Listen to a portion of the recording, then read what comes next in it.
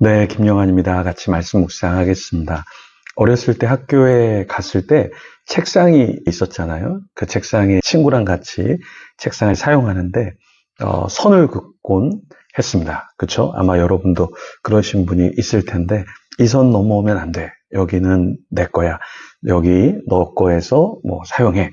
이렇게 선을 긋고 어떠한 구획을 나눠서 침범하지 않기로 하면서 책상을 쓰기도 했죠. 아주 유치한 것 같은데 그래도 선을 그어 놓으면 이렇게 넘어가지 않고 서로 좀 보호하고 내 영역을 지켜서 사용한다. 뭐 넘어오지 마라. 뭐 이런 의미가 있었죠. 오늘 본문에 보면은 이제 하나님이 동서남북 경계를 정하라고 이렇게 말씀을 해주셨고, 그러면서 그 선을 긋고 이제 각 지역에 들어가서 살게 됩니다. 그런데 왜 하나님께서 이렇게 하게 하셨을까요? 오늘 성경 속에 들어가서 그 의미를 같이 한번 살펴보도록 하겠습니다. 자, 민수기 34장에 보면은 이스라엘 백성이 가나안 땅에 이제 들어가는데 들어가기 전에 하나님이 그 기업을 땅의 경계를 이렇게 설정하게 하십니다. 왜 이렇게 하셨는지 우리가 좀 보면 좋은데요. 자, 1절에서 2절 말씀 먼저 읽어보면 여호와께서 모세에게 말씀하여 이르시되 너는 이스라엘 자손에게 명령하여 그들에게 이르라. 너희가 가나안 땅에 들어가는 때에 그 땅은 너희의 기업이 되리니 곧 가나안 사방 지경이라. 자, 하나님께서 모세에게 말씀하셨죠? 뭐라고 말씀하셨어요? 이스라엘 자손에게 명령해서 그들에게 알게 해라. 무엇을요? 가나안 땅에 들어가는 때에 그 땅은 그들의 기업이 된다. 그러니까 가나안 사방지경에 그 자기에게 주어지는 땅이 있는데 거기서 살라고 말씀하신 것이죠. 첫 번째의 어떤 경계를 설정해 주실 때 그 땅은 남쪽 땅이었습니다.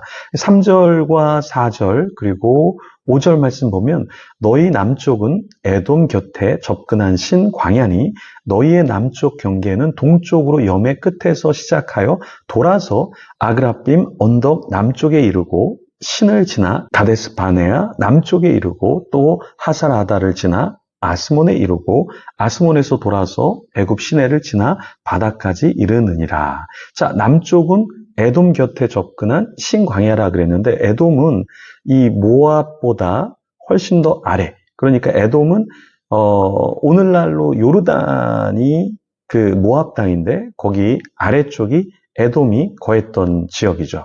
저도 여기 에돔 땅에 직접 이렇게 가봤는데 가나안 땅에서 이렇게 동쪽 아래쪽에 그쪽이 이제 에돔이 있는 지역인데요. 거기를 경계로 해서 염해 그러니까 사해바다죠. 사해바다 끝쪽을 돌아서 아그라빔 언덕 남쪽에 이르고 신을 지나 가데스바네아 이 가데스바네아에서 점탕꾼을 보냈던 장소잖아요.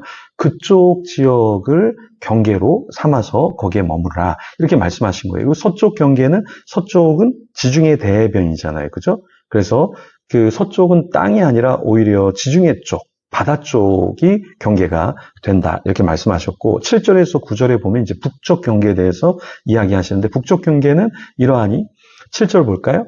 북쪽 경계는 이러하니 대에서부터 호르산까지 그어라.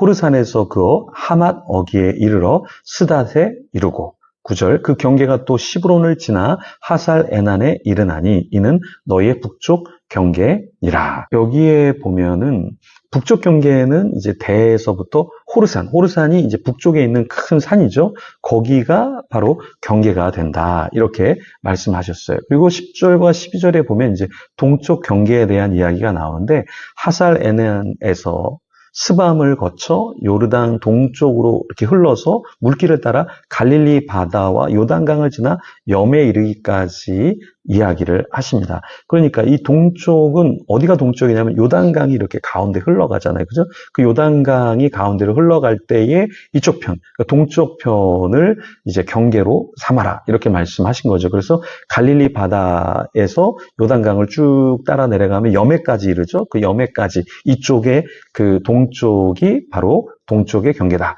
이렇게 말씀하고 계십니다. 그래서 모세가 이 경계를 이스라엘 자손에게 전했죠. 그 12지파에게 나누어질 땅이다. 이렇게 알려주신 거예요. 그러니까 우리도 어떤 것을 나눌 때 여기서 중요한 원리가 무엇이냐면 하나님이 말씀하셨어. 그래서 그냥 그것을 이렇게 아무런 알림 없이 공지하고 끝내는 것이 아니라 이런 것이 있습니다. 이렇게 될 겁니다. 라고 하나님이 모세는 또 이스라엘 자손들에게 알리면서 이렇게 기업을 나눴다라는 것입니다. 그래서 우리가 어떤 일을 할 때 같이 소통하는 것 굉장히 중요하죠. 소통이 멈추면 고통이 찾아온다.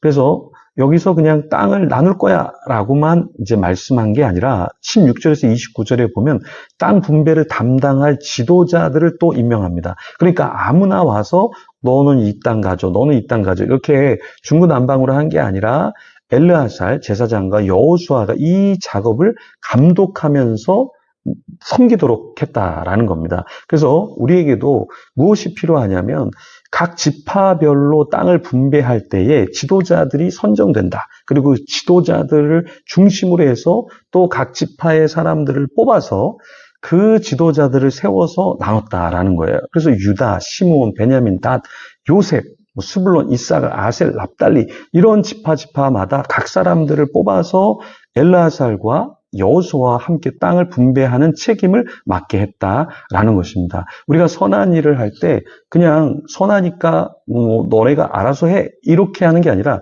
조금은 이런 사람들이 좀 섬기면 좋겠습니다. 이렇게 섬깁시다라고 해서 사람들을 세워야 한다라는 겁니다. 그렇죠? 목회 컨퍼런스가 있었는데요. 그 목회 컨퍼런스에서 여러 가지 대안들이 있었습니다. 그때 어떤 이야기가 있었냐면 그러면 어떤 조직, 어떤 교회 사이즈, 사람 이것 중에 가장 중요한 게 뭡니까? 이런 질문이 있었어요. 그때 그 발제했던 분이 이런 대답을 했습니다. 제가 보기에는 사람이 가장 중요한 것 같습니다. 자, 여러분 어떻게 생각하시나요? 재정도 중요하고 건물도 중요하고 어떤 조직도 중요한데 정말 중요한 게 뭐냐면 사람이 중요하다. 그리고 담당하는 그 한 명 한 명의 사람들이 세워질 때 정말 놀라운 하나님의 역사가 일어나는 것이죠. 품는 교회도 한 명 한 명 사람들이 세워지고 있습니다. 이렇게 지금 함께 말씀 묵상하고 또 기도해 주시는 분도 사실은 한 명 한 명 세워지고 있어서 얼마나 감사한지 모릅니다. 여러분 우리 가정 일도 사람을 세워야 됩니다. 그렇죠. 교회 일도 사람을 세워야 됩니다. 우리가 세상에서 일을 할 때도 사람을 세워야 돼요. 인사가 만사다. 정말 좋은 사람을 잘 세우면 만사 형통하게 되는 것이죠. 특별히 하나님의 사람을 세워야 될 줄 믿습니다. 우리가 인재라 그러잖아요. 인재. 정말 좋은 사람을 모으면 어때요? 건강한 공동체, 아름다운 사회가 만들어지겠죠. 또 인재의 이 재가 재앙재가 되면 잘못 사람을 세우면 재앙이 오게 되는 것이죠. 그래서 우리도 사람을 잘 세우고 내가 잘 세워지고 나를 통해서 또한 공동체가 축복을 받도록 그렇게 우리가 같이 기도하면 좋겠습니다. 우리 같이 기도하며 인재가 되도록 좋은 사람이 되도록 하나님 앞에 온전한 하나님의 사람이 되도록 기도하며 나가겠습니다.